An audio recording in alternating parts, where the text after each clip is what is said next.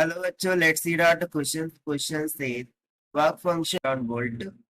When ultraviolet radiation of wavelength 2000 is incident on it, electrons are emitted. What will be the maximum velocity of emitted electrons? So यहाँ पर हमसे question बोला जा रहा है कि जो work function means to say five naught. So this is nothing but equals to 5.01 electron volt. जब अल्ट्रावायलेट रेडिएशन होता है जिसका वेवलेंथ हमें दे रखा है lambda is equals to 2000 angstrom, ये इंसिडेंट करता है सरफेस पर, सो इलेक्ट्रॉन एमिट कर जाते हैं. सो हम बताना है कि maximum velocity of emitted electrons क्या हो, यानी कि V maximum equals to question mark.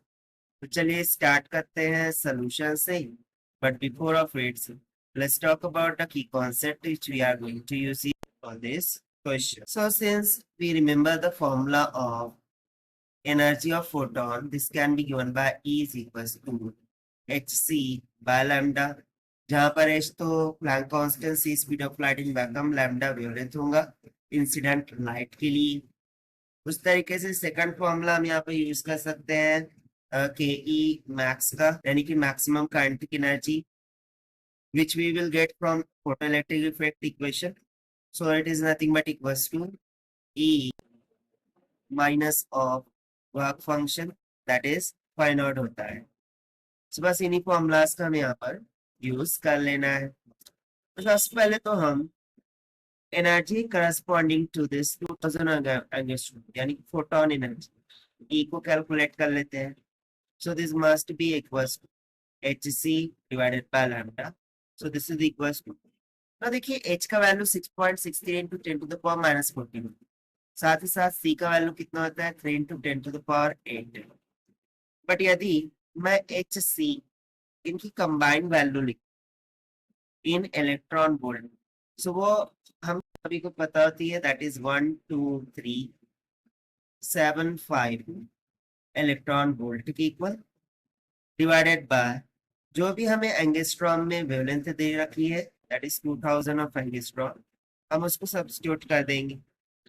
So it will comes out बस 6.2 इलेक्ट्रॉन वोल्ट. ठीक है.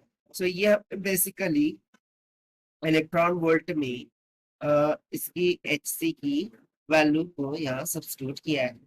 Rather else we can just find out this by using the formula like h का वैल्यू होता है 6.62 इंटू में 10 टू द पावर माइनस 34, और c का वैल्यू होता है 3 इंटू 10 टू द पावर 8, और जो चार्ज ऑफ इलेक्ट्रॉन होता है वो 1.6 into 10 to the power minus 19 coulomb की. सो ये तो हो गया हमारे पास corresponding to the incident wavelength. Now we will try to calculate the maximum kinetic energy by using the Einstein equation. So K max, this is nothing but equals to E minus of work function. So this will be equals to 6.2 electron volt minus of work function हमें कितना दे रखा था 5.01 of electron volt. So it will comes around 1.19 electron volt. But kinetic energy इसका तो formula पता है 1/2 m into we square. तो चूंकि हमें मैक्सिमम स्पीड निकालना था एजेक्टेड इलेक्ट्रॉन की, so ये वी मैक्स का होल स्क्वायर हो जाएगा और it will be equals to 1.19 electron volt के equal. Now here m will be the mass of electron which is known to us 9.1 into 10 to the power minus 31.